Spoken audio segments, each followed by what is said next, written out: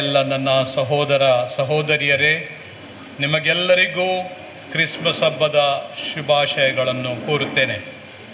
Christmas ಹಬ್ಬದ ಈ ಪವಿತ್ರ ಸಂದರ್ಭದಲ್ಲಿ ಯೇಸು ಕ್ರಿಸ್ತರು ಈ ಜಗತ್ತಿಗೆ ತಂದ ಪ್ರೀತಿ, ಶಾಂತಿ ಮತ್ತು ಮಾನವೀಯತೆಯ ಶಾಶ್ವತ ಸಂದೇಶವನ್ನು ನಾವು ಇವತ್ತು ಕೃತಜ್ಞತೆಯಿಂದ ಸ್ಮರಿಸುತ್ತೇವೆ.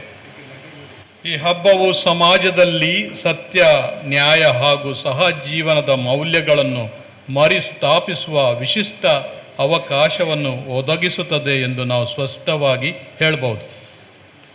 ನಮ್ಮ ಸಮಾಜವನ್ನು ಒಮ್ಮೆ ನೋಡೋಣ. ನಮ್ಮ ಸಮಾಜದಲ್ಲಿ ಹಿಂಸೆ, ವಂಚನೆ, ತಪ್ಪು ಮಾಹಿತಿ ಹಾಗೂ ಪರಸ್ಪರ ಅವಿಶ್ವಾಸವನ್ನು ಉತ್ತೇಜಿಸುವ ಸವಾಲುಗಳು ಹೆಚ್ಚುತ್ತಲೇ ಇವೆ. ಸಾರ್ವಜನಿಕ ವಲಯಗಳಲ್ಲಿ ಸತ್ಯ, ನ್ಯಾಯ ಮತ್ತು ಸೌಹಾರ್ದ ಕುಂದುತ್ತಿರುವುದು ದೇಶದ ಭವಿಷ್ಯದ ಹಿತದೃಷ್ಟಿಯಿಂದ ಚಿಂತಾಜನಕವಾಗಿ ಪರಿಣಮಿಸಿದೆ. ವ್ಯಕ್ತಿಯ ಖಾಸಗಿತನ, ಗೌರವಯುತ ಜೀವನ ಹಾಗೂ ಧಾರ್ಮಿಕ ಸ್ವಾತಂತ್ರ್ಯದಂತಹ ಮೂಲಭೂತ ಹಕ್ಕುಗಳು ದಿನದಿಂದ ದಿನಕ್ಕೆ ಅಪಾಯದ ಅಂಚಿಗೆ ಹೋಗುತ್ತಿವೆಯೋನೋ ಎಂಬಂತೆ ಕಾಣುತ್ತಿವೆ. ಜಾತಿ, ಧರ್ಮ, ಕುಲ, ಅಂತಸ್ತು ಇವುಗಳ ಆಧಾರದ ಮೇಲೆ ಒಬ್ಬರಿಗೊಬ್ಬರನ್ನು ಎತ್ತಿಕಟ್ಟುವುದು ಜಾಸ್ತಿಯಾಗುತ್ತಾ ಇದೆ.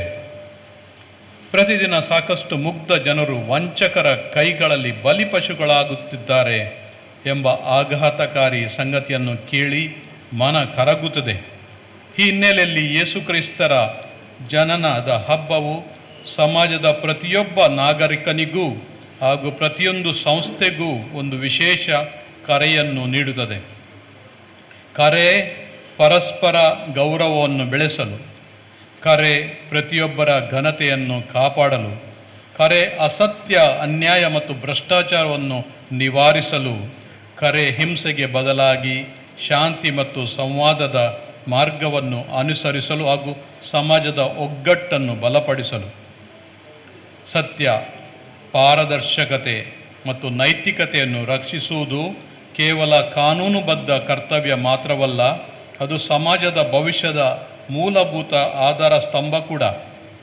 ಜನಸಾಮಾನ್ಯರಾಗಲಿ, ಜನಪ್ರತಿನಿಧಿಗಳಾಗಲಿ, ಸರ್ಕಾರಗಳಾಗಲಿ, ಆಡಳಿತ ಸಂಸ್ಥೆಗಳಾಗಲಿ ಎಲ್ಲರೂ ವೈಯಕ್ತಿಕ ಹಾಗೂ ಸಾರ್ವಜನಿಕ ಜೀವನದಲ್ಲಿ ಸತ್ಯನಿಷ್ಠೆ, ಆಡಳಿತದಲ್ಲಿ ಪಾರದರ್ಶಕತೆ, ನಿರ್ಧಾರಗಳಲ್ಲಿ ನ್ಯಾಯ ಮತ್ತು ಕಾರ್ಯನಿರ್ವಹಣೆಯಲ್ಲಿ ಜನಪರ ಹೊಣೆಗಾರಿಕೆಯನ್ನು ಬೆಳೆಸಿಕೊಳ್ಳಬೇಕಾಗಿದೆ.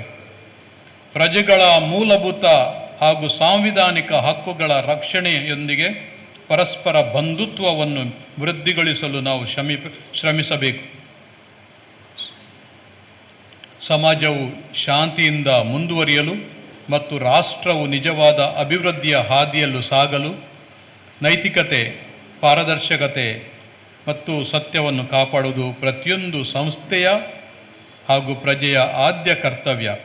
ಎಲ್ಲರ ಸಹಕಾರದಿಂದ ಎಲ್ಲ ರೀತಿಗಳಲ್ಲಿ ಎಲ್ಲರ ಅಭಿವೃದ್ಧಿ ಆಗಬೇಕಾದರೆ ಎಲ್ಲ ನಾಗರಿಕರನ್ನು ಗೌರವದಿಂದ ಮತ್ತು ಘನತೆಯಿಂದ ಕಾಣುವುದು ಅತ್ಯಗತ್ಯ.